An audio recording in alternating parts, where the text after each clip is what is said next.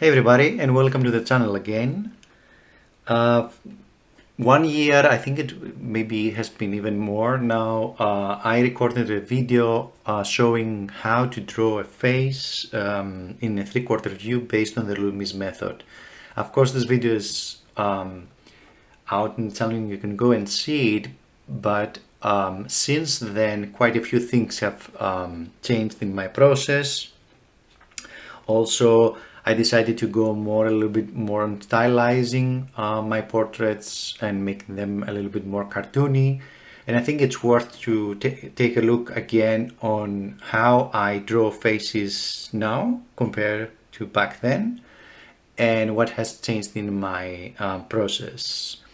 At the same time, we're going to discuss a little bit what kind of techniques I use now and how these are compared to the Loomis method where I used in this video.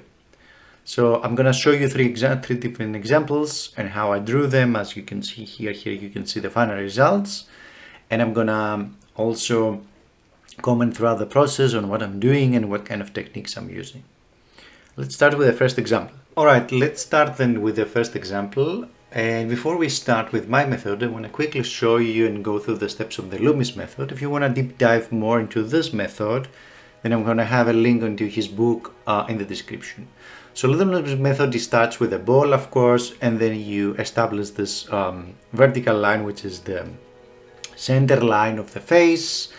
Then you go and establish the shapes of the cheeks.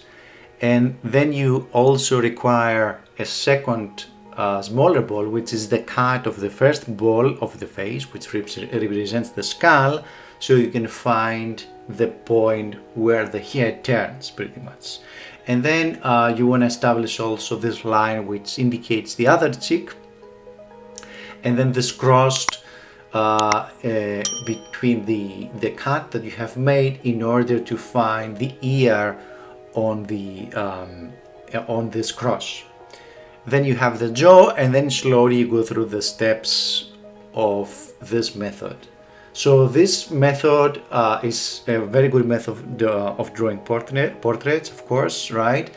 And the main advantage of this method is, of course, it's giving you a structured base where you can place now, as I do now, the features on top of them.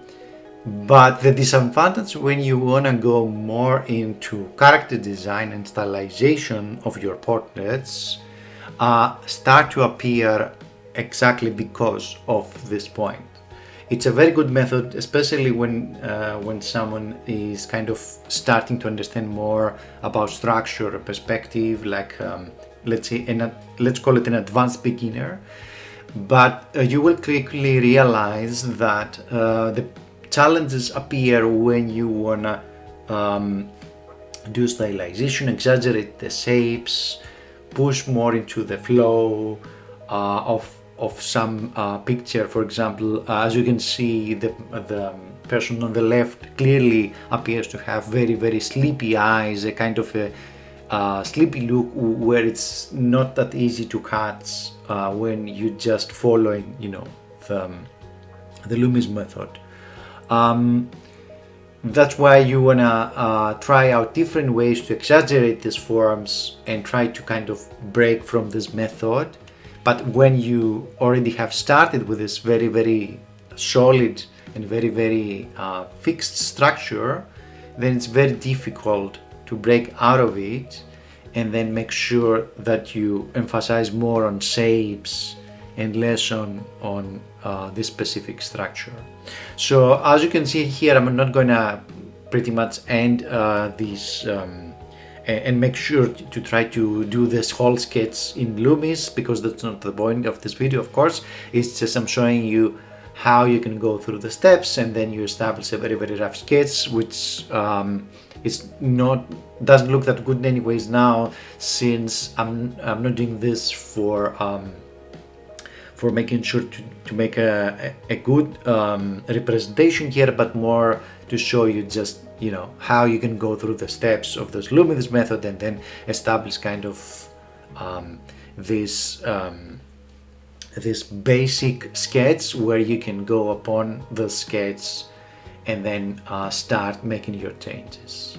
So pretty much that's the Loomis method, and how it goes. That's from the ball, as we said. Then you cut to the ball, and then you start defining the shapes of the face, of starting from the cheeks and then going through the features, the eyes, and the nose, and so on.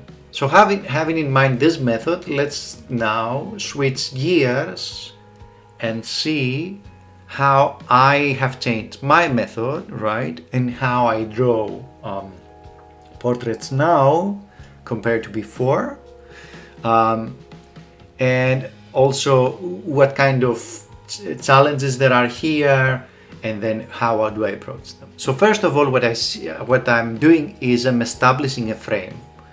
What I want to do with this frame is make sure I don't draw, compared to what I did before in the Loomis method, I don't draw kind of in the air, right, like without any boundaries between one thing and the other, but effectively I want to make sure I know where to place my shapes, right? And I start with specific shapes where I see here, for example, this head is a very triangle based head, like there is a small jaw here, there's a bigger shape on the top, and then I also establish the shapes in order to understand how this face is. For example, as I'm doing here, I'm just going through the actual portrait and make sure that the shapes represent the shapes that I've put on the right side of the screen.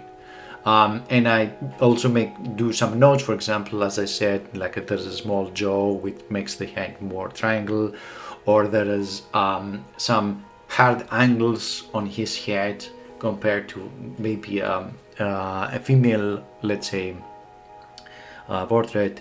The whole face is a triangle, and then based on all these notes, then I continue to refine my shapes in such a way that I will make sure to kind of capture the essence. The whole idea with stylized portraits is, of course, not to just copy what you see, but make sure to exaggerate the stuff you see, and also get the feeling on what you wanna give to the viewer, right, to the presenter. So exaggeration of the shapes is key here, and not just blindly copying what we have here. I want to show you a couple of examples from my Instagram page on exaggeration of shapes. These portraits are even more exaggerated than what we will see here, and we will also see how I use this kind of shapes to make sure I get that first thumbnails of my portraits, and then based on that do my sketches. The second example that we see here is more on starting with ball-shaped shapes and then going through the thumbnails, and then after this small thumbnails I do some bigger shapes, and eventually I'm using some method on the left which is called the Riley rhythms to make sure I have correct structure. That's a little bit different when compared to what we are gonna see today, but you can also go on my Instagram and find out these posts if you're interested also in these methods. Let's continue then on the shapes themselves and try to make sure that we capture this triangle shape that we see. The second thing I want to also make sure, compared to Loomis and the stiffness that it provides you based on starting for the structure, the difference of these techniques is the flow. So as we see, all portraits can have a kind of a flow, is like a kind of line of action that you have in your poses, and it's a similar concept where you see, let's say, the reference from far and make sure that you understand how the whole composition of a portrait goes. For example, like I showed here, there are this kind of lines going from the portrait from the top. Another thing I'm making sure I have in check is what we call negative space.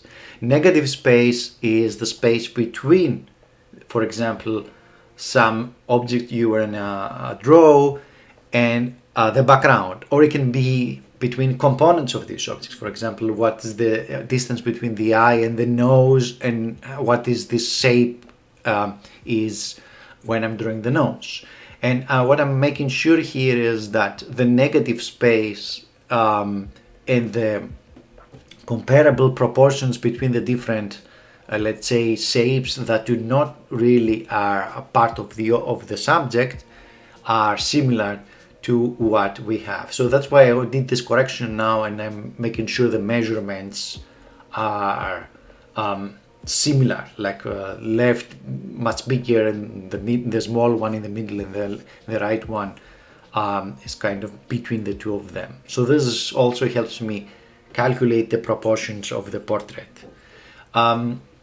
Now, having the shapes in kind of finalized for this phase, I'm gonna with an eraser, a soft eraser,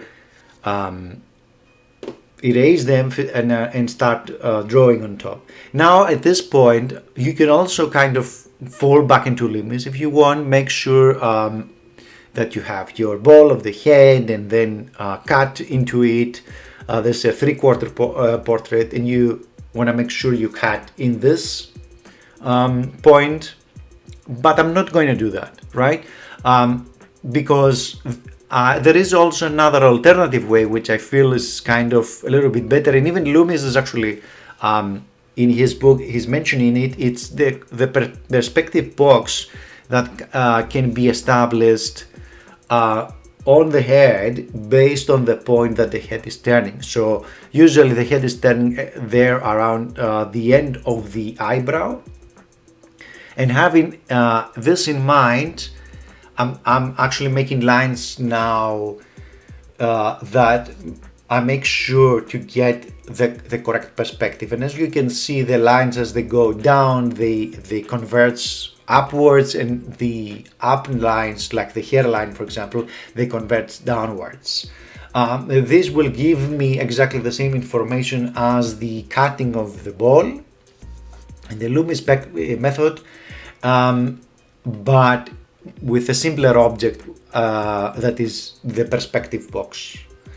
And I'm making sure to make any corrections that I want here, and what I want to also exaggerate, because as you will see in a little bit, I'm gonna be exaggerating the distances between the nose, for example, and the eyebrows. Like usually in the Loomis method, a good guideline, it's not like a rule, right? Like it's that the distances between, you know, the eyebrows and the nose and the hairline and the eyebrows are all equal, but I want to make sure that I capture his nose, because it's a very interesting nose, and I want to make sure that I give focus on that, compared to a normal portrait where you would, you know, try to capture as best as possible only what you see. So the whole idea is I'm not just drawing what I see, I'm also drawing what I wanna exaggerate, right? Like where I wanna give focus and where I wanna make sure to stylize or cartoonize, or however you wanna call it, in this portrait. So I'm liking a lot his nose. I think it's very interesting. Also the eyes at the same time. So that's why I'm pushing this distance between the eyebrows and the nose, so I have more space to exaggerate his nose and show it in the portrait. So here we're gonna go a little bit more on the different rhythms that the face has. Apart from the basic flow that I showed before, there are also other secondary flows in the portrait. I'm also going to establish also a center line, because I want to make sure that things are spaced from one side to the other equally.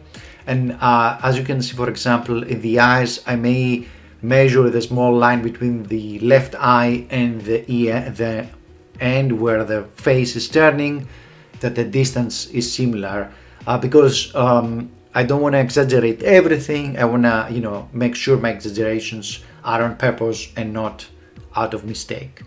And then other thing is I'm establishing, for example, the ball of the mouth and also a similar circle that it's on the forehead. And this all the rhythms, as I'm going to show you now, are from what is called the Riley rhythms, which used to be also a teacher of Loomis. And the Riley rhythms are a way to make sure also, in comparison to Loomis, similarly make sure that your structure is kind of valid in the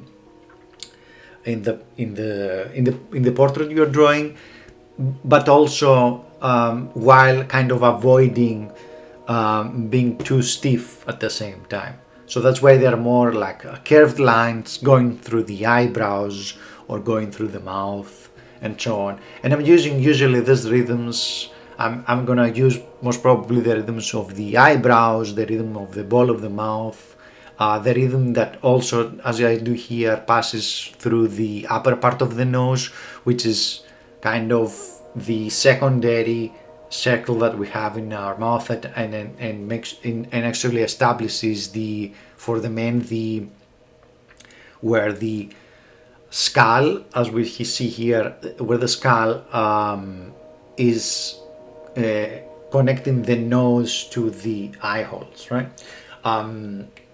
Some other stuff, I'm also using the skull to establish other landmarks. I can show you quickly here with the skull what kind of landmarks I'm looking into.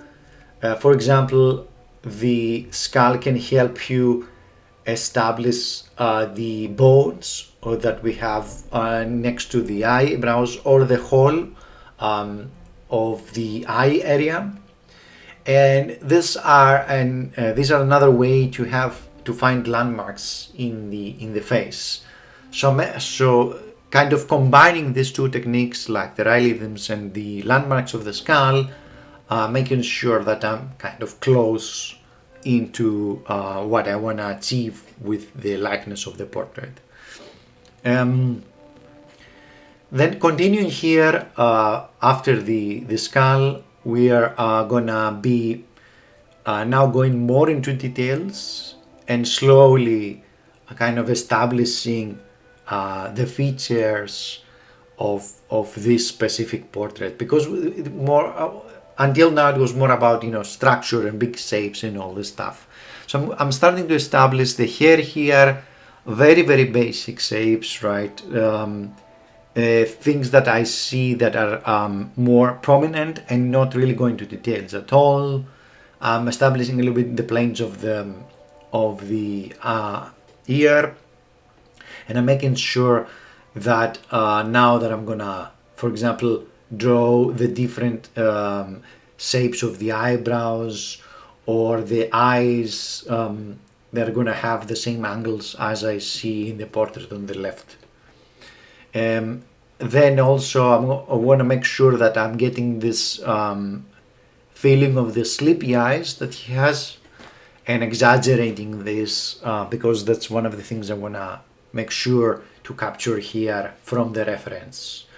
I'm gonna also try to define shapes of the mouth and continue with the rest of the features. I may go back if I don't like something. That's why I'm zooming out from time to time to see the whole picture.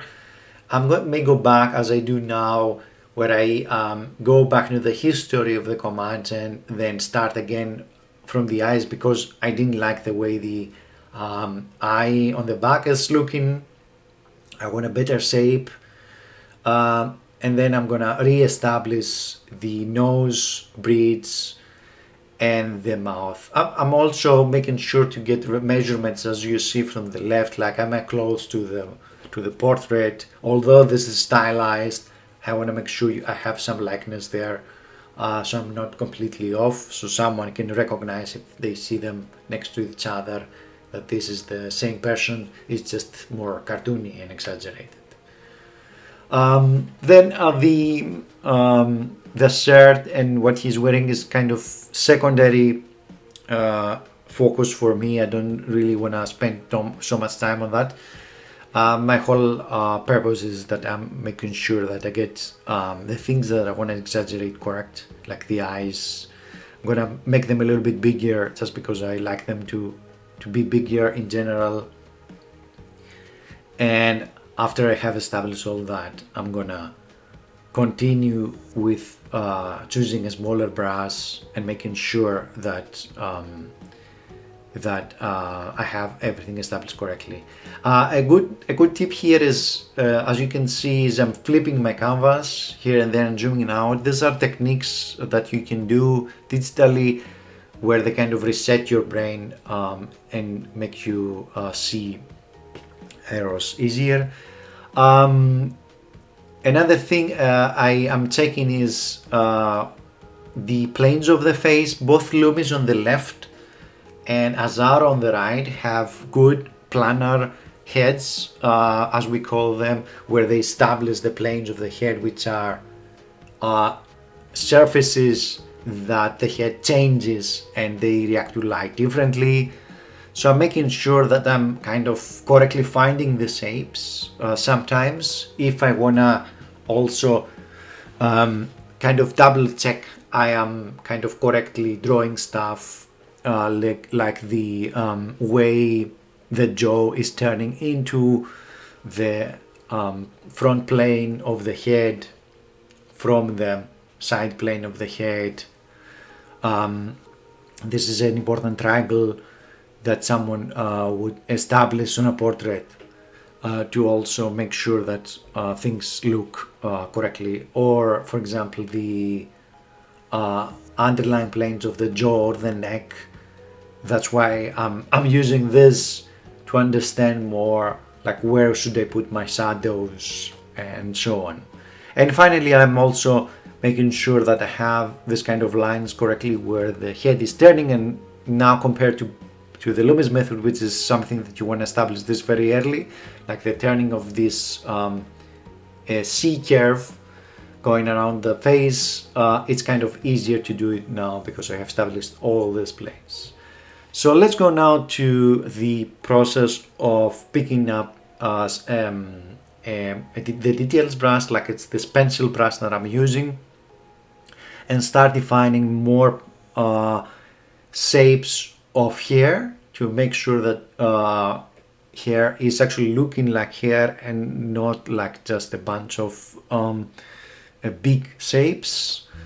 I'm making sure to think that how the hair are growing from the top, and that all my lines kind of virtually starting from this top point, so that the hair don't look that they are going out of nowhere, but more like from the specific point at the top. Now I'm pressing harder on the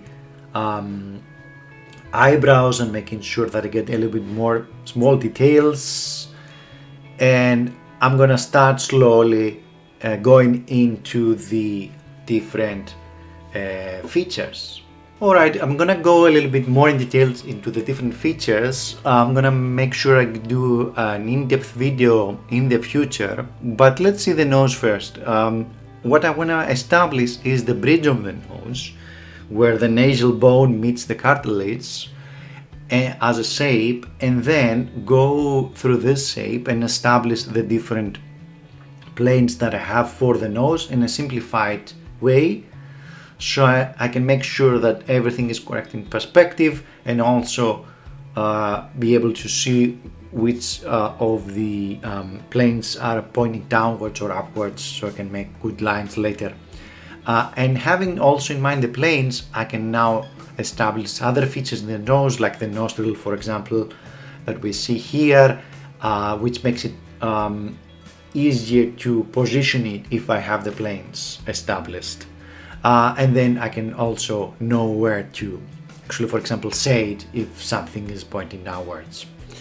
Then I'm gonna continue with the eyes here, and making sure that I establish the different features, like the eyelids from one side, or the iris, and then making sure that I have also the second eye.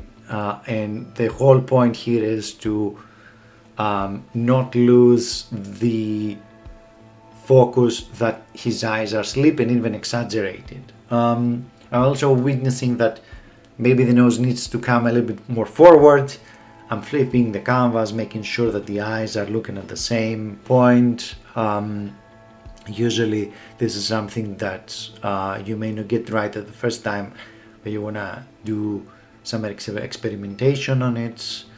We're finishing up the nose here, and we're gonna be talking a little bit about the in depth about the different features.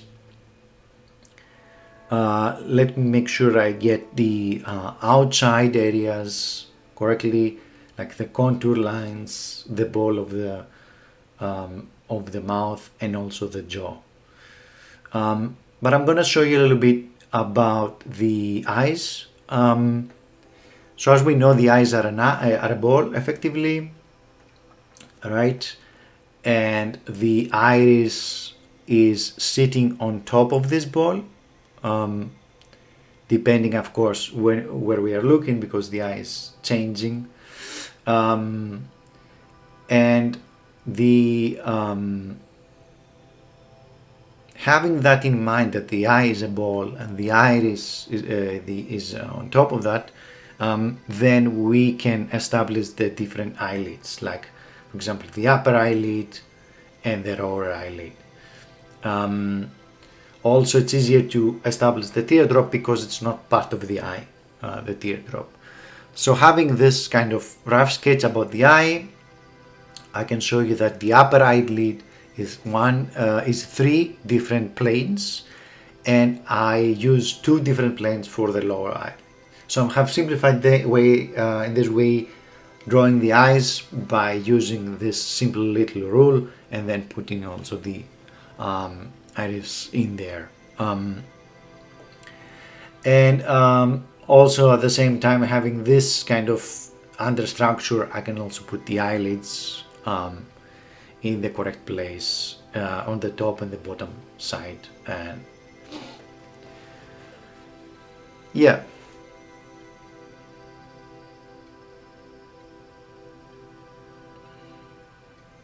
So let's continue on the rest, and let's go on with the mouth now, which is another interesting feature that there are a few things to have in mind here when we are drawing the mouth effectively. So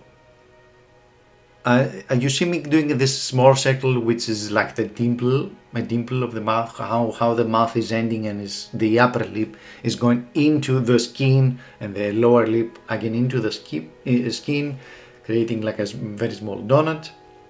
And I'm going a little bit more in detail on how I draw the mouth and the lips, especially.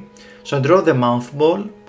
So I make sure that I have the shape, so I don't forget that the mouth is actually wraps around this mouth ball.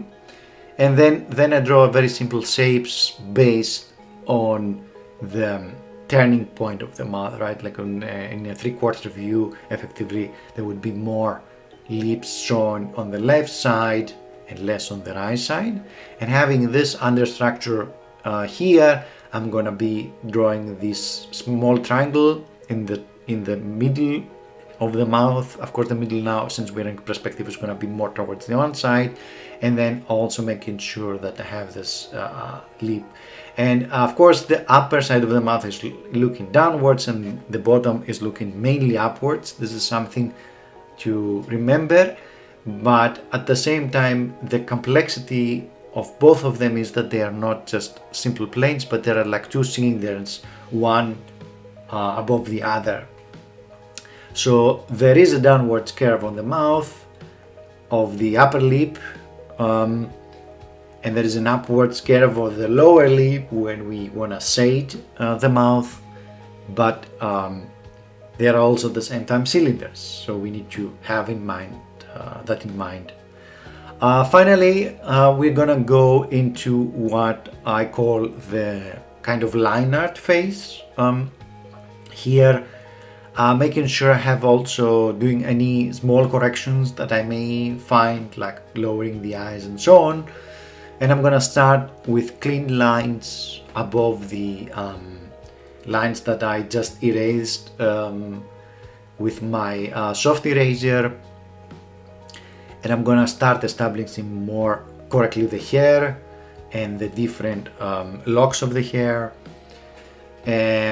or the different hair bundled together, making sure I'm kind of having different size of shapes, like bigger shapes, smaller shapes, or hair, leaving the actual let's say base shape of the hair and going outside so they look more let's say organic.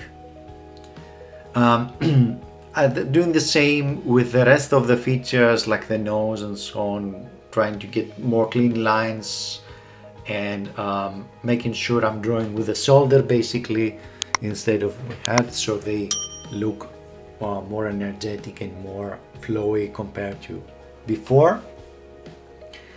I usually in this phase I'm gonna be zooming out more in and out to see the whole lines, the whole lines of the portrait as a unity, right? Instead of just looking at a single line, for example, of a feature.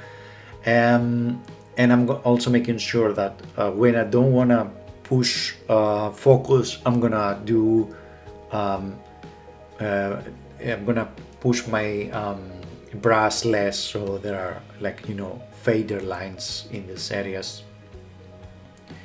I'm also gonna flip around a lot here because I want to make sure I'm seeing the portrait from both let's say perspectives, like from the right side and the left side, so I can figure out if there are any mistakes still that I want to make sure to correct. That leaves us into this phase where I have all the lines, and now I'm gonna also show you a little bit also on the ear, since I kind of missed it before. Effectively, it's just a C shape, the ear, right? And it's kind of usually angled. This angle, you can choose yourself how much angle is gonna have in the face, but it's better if it's a little bit angled. And then basically most of the ears have this Y shape. It may be pronounced or not in some ears, and this secondary, let's say, insertion in the ear, which is the hole with where we effectively are using to go into the skull with this hole and communicate with the internal organs. So it's not that complicated. If you kind of follow the shapes, you can have a convincing ear. We're gonna make sure to go also in depth into how the ears are being drawn from the different sides in a future video, but for the purpose of this video, that's mainly it. What I'm doing now is I'm gonna enhance the line art by going through the different areas of ambient occlusion where the light cannot penetrate very well, and make sure I have darker lines. I'm also gonna darken the eyebrows so they gonna match, let's say, the value around the eyes, so that I have more focus and more contrast there where I want the viewer to see effectively. And based on the light that I see from the reference, I'm gonna do some hatching in order to show a little bit more of the depth. If this was a mid-step process that I would go later and paint this portrait, right, with color, then I wouldn't really focus so much on the line art and hatching. I was going to only establish basically the different planes and the shadow shapes, and then go directly into painting, because like all the things that I'm doing now, I'm gonna probably be painting over it in the paint phase if I was to paint this portrait. Another thing I want to make sure to catch here is the under shaved part of the hair. That's why I'm I grayed it out and put some more value on that compared to the shapes of the hair on top. So there is this difference into the perspective. So this hair is saved and it's like backwards compared to the hair above, for example. Some things that can also give you depth in your lines are, for example, the shadow under the neck, or the almost black area between the shirt and the face itself. I'm gonna make sure also that I capture some other things like the eyelids better, or clean up some lines if I don't want my lines to be messy in that sense. Or some other mistakes, like I want to make sure the eye is more sleepy and droopy here compared to the final image. Similar, I'm applying what I told you about the lips, like making the upper lip being shadow compared to the lower lip, and so on. And I'm just looking in general from far away the portrait, see how it looks and whether I like it or whether I wanna do any changes. So basically that's the process for the first portrait. There's more about details now and lines, and slowly as I'm finishing here, we're gonna have a look at the second example, where is the female portrait from another angle. Let's get started with the second portrait. This time we're looking at the face a little bit from below, and we also have the expression. Again, similar process, but this time I'm gonna go through it a little bit more quicker than just the previous one. We have this expression in here. Her hand is actually holding the cigarette. Starting again with the shapes. Effectively, the flow of this portrait is a big C curve on the right side as we see the screen, and a complex side on the left. Usually this is good for making sure that the composition is interesting, since you have, you know, the side, the plain side, whereas things are more simple, like the back of your head, and on the right side on the more complex stuff where the cigarette in the hand is. I also did by mistake was kind of drawing in the same here layer as the reference. I'm gonna quickly correct it and move things around, and I think we're done with the shapes at this point. Effectively, I don't need that much stuff about the shapes, and I'm gonna proceed more into refinement.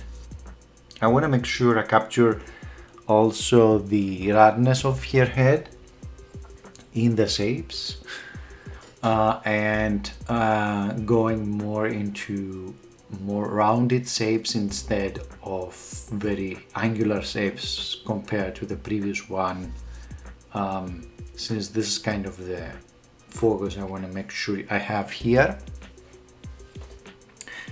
So I'm gonna quickly now figure out the perspective based on the box that we talked before, like the point that the eyebrow again is just turning. It's the eyebrow that is looking more to us, and then as you can see on the box now, we can see the bottom plane, since we're looking from the camera is looking from the bottom. That we can also look at the way that ear is far lower than the eyebrow, and we can recognize that in that way that we are looking from below. So this is a good, let's say, kind of point to make sure you take a look at your portraits, the position of the ear compared to the eyes and compared to the eyebrows, so you can quickly distinguish, are you looking from below or above where the camera is placed in the portraits. I'm going through now the smaller shapes, starting with the hair. I don't give too much attention to the hair at this point because effectively I'm going to change it anyways. I just want to make sure I have some marks for the hair there so I can kind of establish the rhythms of the head, as we said, the Riley rhythm, for example. Now I'm going through the rhythm of the ear to the jaw, or the rhythm just over the eyes, which is the rhythm of my eyebrows, so I can make sure that I have the actual angles correct. And what I'm choosing here for this portrait is I'm gonna exaggerate how small the nose is and how high it is, because I wanna show here with a smaller nose, making it appear more cute, and also at the same time exaggerating the characteristics of the mouth being open for this expression.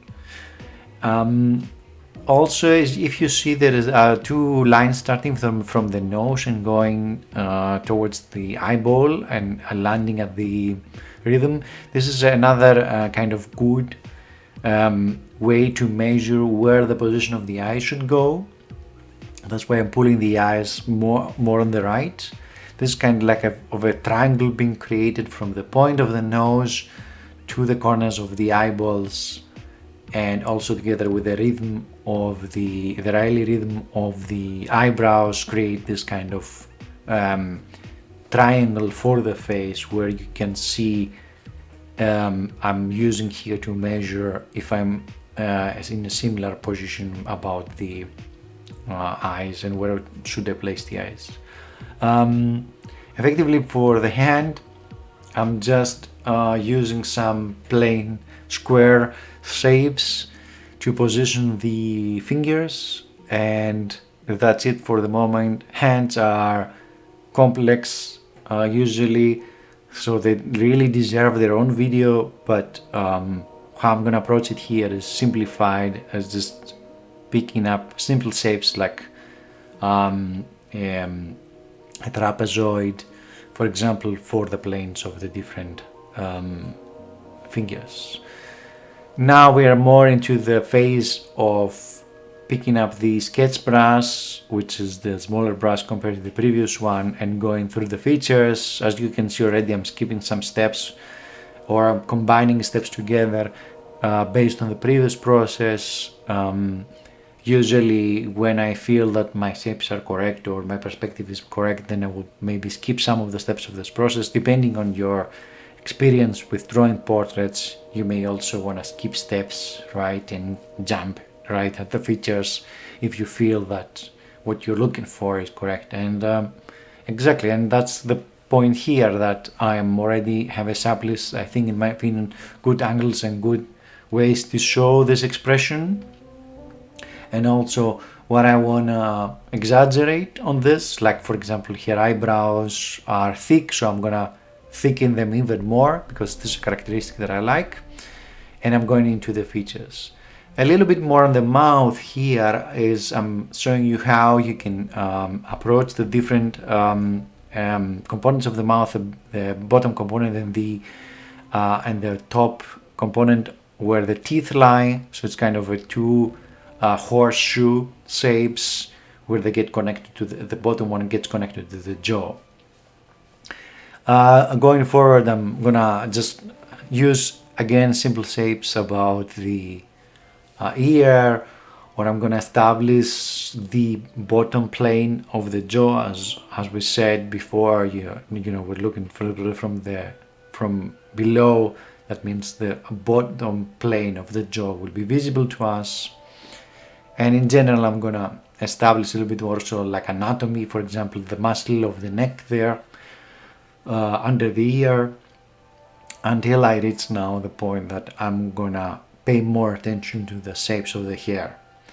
And the point that I'm choosing the hair to grow from are the back of the head, exactly this point I'm drawing now, which is the actual source of the hair locks. And I'm making sure that all my lines start from the top back corner there and going more towards the front of the face. There's no need to go through the hair and make sure that everything is exactly as the reference, of course, right? Since we are kind of interpreting the reference as we see it, we just want to make sure that the flow of the hair from the back to the front is similar, so that they give you the impression that we are drawing the same portrait. Another thing that I did, I really liked, was that I made the wrist much smaller compared to the reference, and the hand with the fingers a little bit longer and brighter, just to give you the impression that it's very thin, and that also helps with her being, female, and at the same time that means thin figures, thin wrist, and so on. The most important for the fingers is just to make sure that you get the flow, the C curves and the S curves for the fingers, and pay not too much attention on where the fingernail is gonna go at this point or not. There's no reason to really stress about the stuff at this point, since we're gonna go over them and establish the fingernails at the second level, and that means that you're kind of not tackling all the challenges at the same time, right? Like, you need to draw the finger, make sure it has correct anatomy, draw also the fingernails at the same time. It just makes the problem too complex. I'm gonna lower a little bit her head and her whole body, and I'm gonna make sure I tend to make her head a little bit more round, just because I wanna have this kind of roundness on her head. I'm doing this through the liquify tool for Krita, because I don't want to redraw all my lines at this point and just lose even more time. So for this little let's say changes around the different areas, the liquify tool is fine, but maybe for bigger changes it's good to draw things above. I'm not going to draw also the clavicle here. I just establish it so that I know where to put my different shadows, and if I'm okay in terms of anatomy, but there is no need to redraw the clavicle lines that we have on here, on the bottom part of her neck, since they're gonna actually remove focus from the head where I want it to be. I'm gonna break down now the shapes of the hair. Like you see here, three distinctive shapes on the top, on the middle, and on the lower part, and then I'm gonna break down this into smaller hair locks. Effectively, this is how I approach hair. Most probably I'm gonna do a video for that. If you're interested, let me know in the comments if you're interested to see a video on hair specifically, and how you can sketch and paint here. And what I'm doing is, effectively at this point, we are already at the part of making the line art. Make sure that lines get drawn from the shoulder instead of using the wrists, and they are kind of continuous lines without any breaks. Also, the lips, I'm gonna establish a little bit the triangle there on the top and make sure that I get more the expression correctly. And also I'm gonna make sure the lower lip, just because it's being pulled by the finger, looks far bigger. And then I'm gonna make sure that this is also represented in my drawing here. I'm going also through the different fingers, and as you can see, I'm not really taking care of the cigarette, because I'm gonna delete these lines at this point and then draw the cigarette above, since I don't want to lose the finger flow with just stopping my lines and then continuing them after the cigarette. And then we're already on the line art phase, where we do hatching and occlusion shadows. As you can see, shadows, for example, in the ear, or shadows of the eyebrows. And as we said before, here is the part effectively we're going a little bit more into details. You may see me now kind of zooming in and zooming out as the previous portrait, where I'm gonna go through areas that have a lot more shadows based on the reference, and I'm making sure that my lines are thicker in the shadows, for example, or there's hatching in some areas where I want to show whole areas being in shadow and so on. And this is exactly the same principles as before, right? Like occlusion shadows in the hair follicles, dropping the whole finger there in shadow just because it's in the background, making a drop shadow on the lip since the mouth is open. Of course, the upper lip is gonna create a cast shadow or a drop shadow depending on your terminology, let's say. Then establishing the shadow of the nose because the plane is downwards, or making sure that the lower plane of the jaw is in shadow, and so on. And slowly I'm gonna go into different details, approaching this huge cast shadow of the arm, for example, and so on. And slowly going to the final result where line art is ready, the portrait is ready, just checking around if there are any mistakes and so on. But and also cleaning lines that I don't want them to be there anymore, or construction lines, for example, that I don't need them to be there, so they don't communicate, for example, anything interesting. And we are done effectively at this point. This is the second example. And slowly we're going to go to the third example, where you will see a different angle of the face.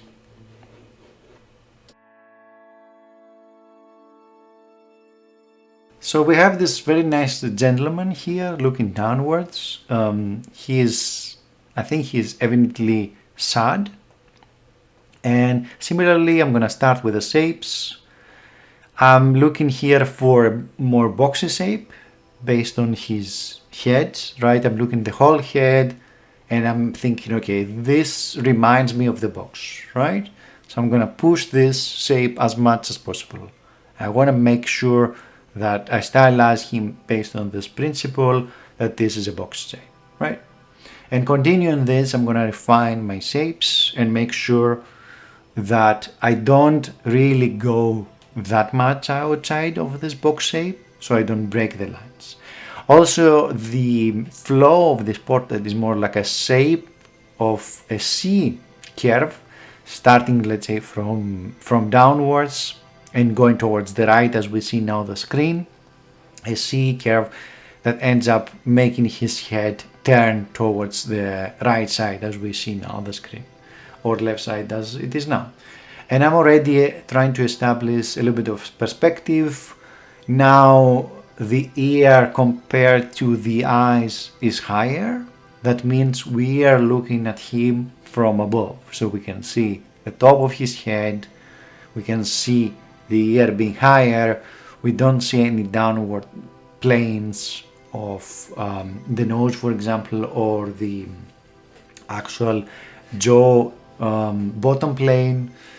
And I'm making sure I get all that and I'm getting the angles correctly. Sometimes if I want to be much more, let's say, specific in terms of lining things, I may draw lines, horizontal lines going from the reference right to my sketch. I would recommend that, especially if you're a beginner, to do this and make sure that your lines for representing the perspective line of the nose or the perspective line of the eyebrows lands at the same point as your ref on the left. I'm going to establish similar rhythms, Riley rhythms, by drawing the ball of the mouth here. You see this is his mouth ball is something that is really going outside of the box shape.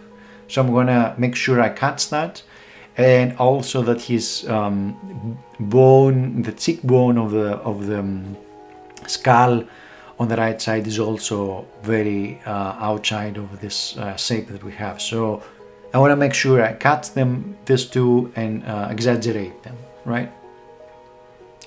And now we're going already into cutting more of the Riley rhythms. For me, on this one, it was important to draw this rhythm, for example, for the forehead, because of the way that the shadows and the different areas of the eyebrows are coming together and creating these interesting shadows.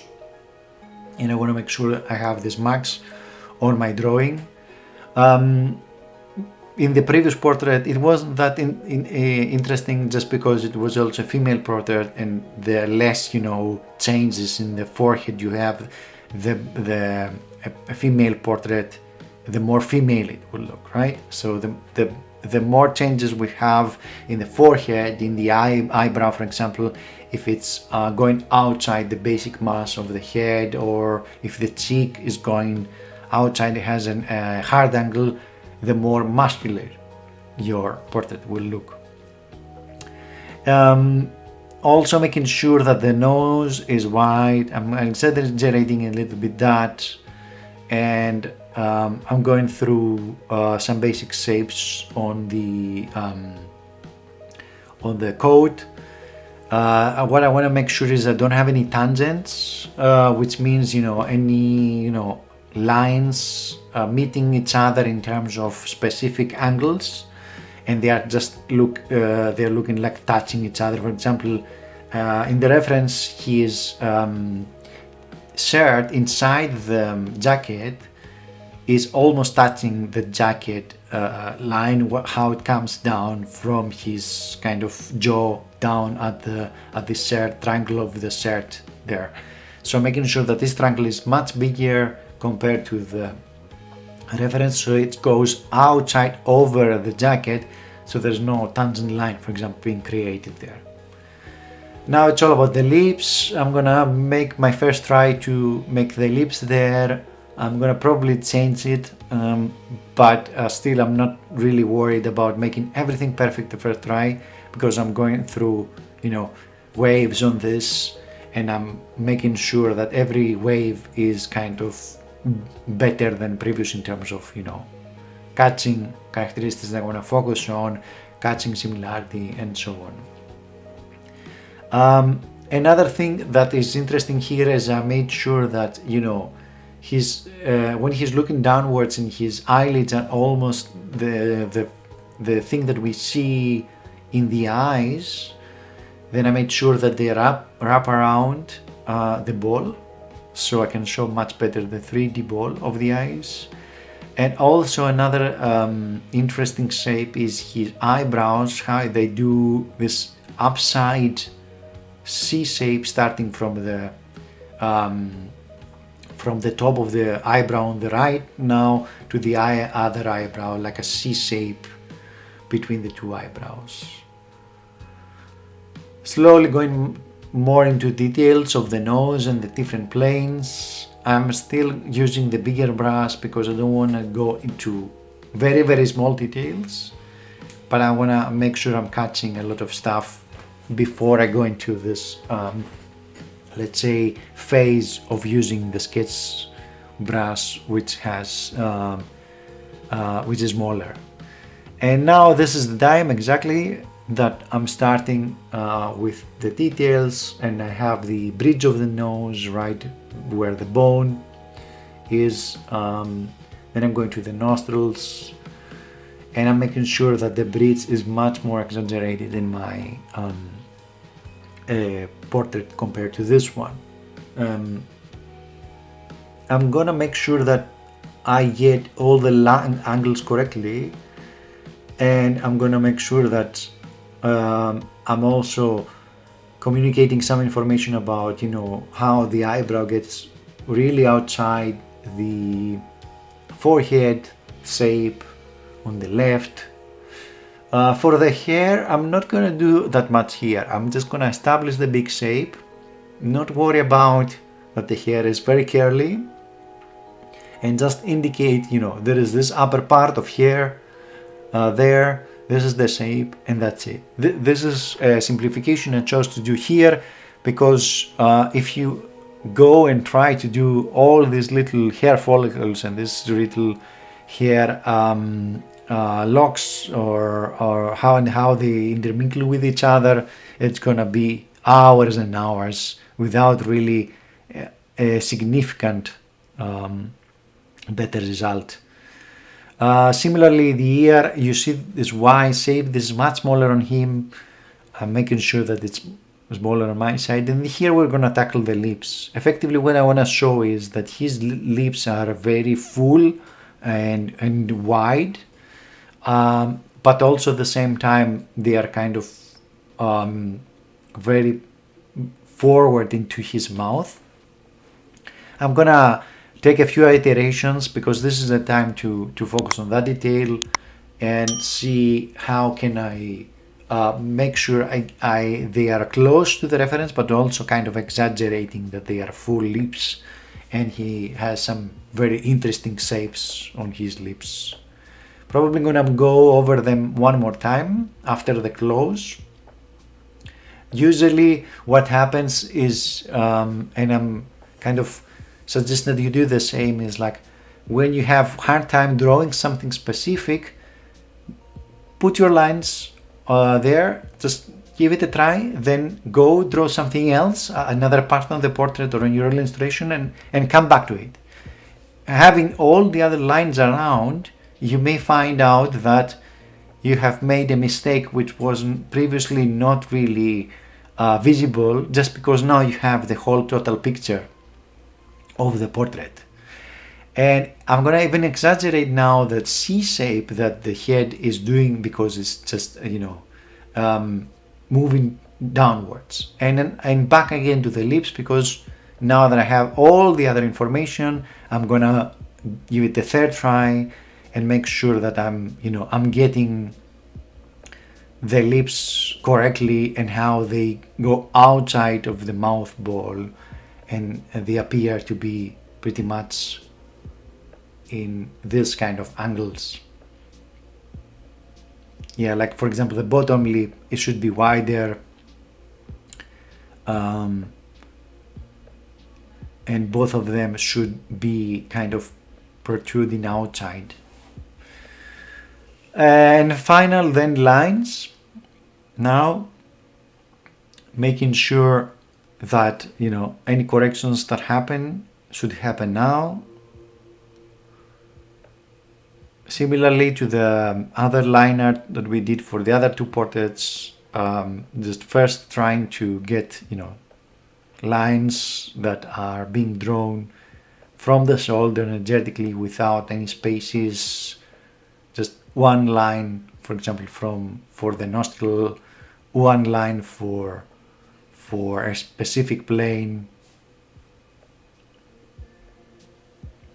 and looking how I can make things also more simplified.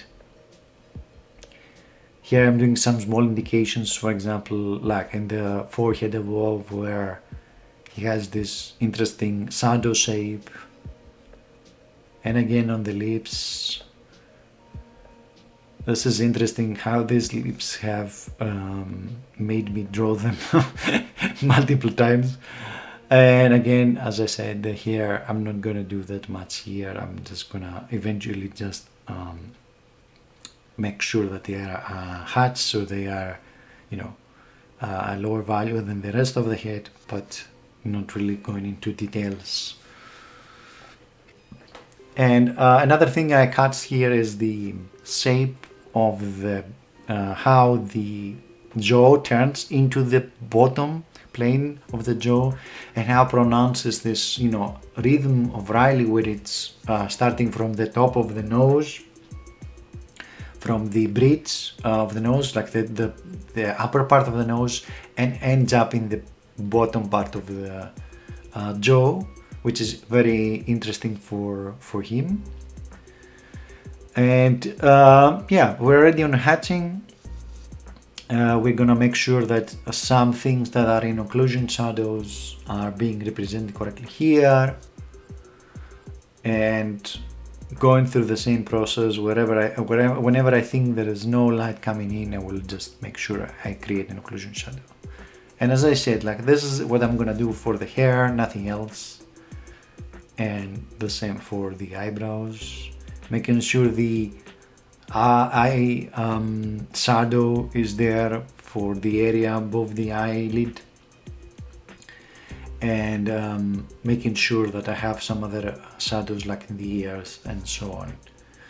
Effectively, this is again all about the details and how I approach them, and how making sure that they represent what I see from the reference. I'm gonna also slow down a little bit here, take my time, see again the reference, see what I'm missing, see where I need to, make shadows, or there's no need to make shadows, so I don't, increase the contrast where I don't want to, and go through the whole portrait as one and figure out how I can make sure it looks 3D.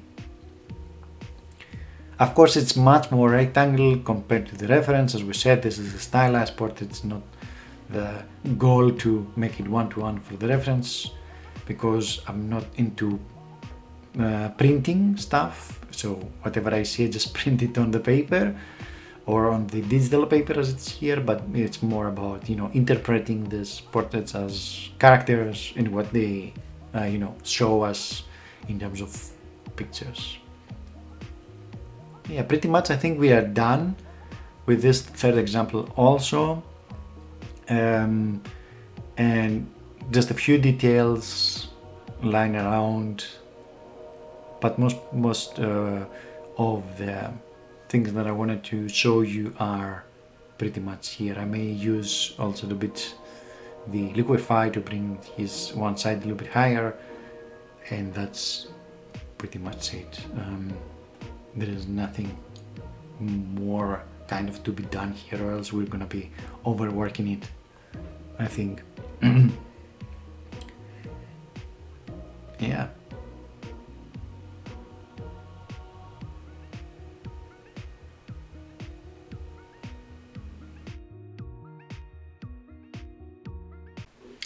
So these were the three examples that I wanted to show you on how I draw stylized portraits from different angles.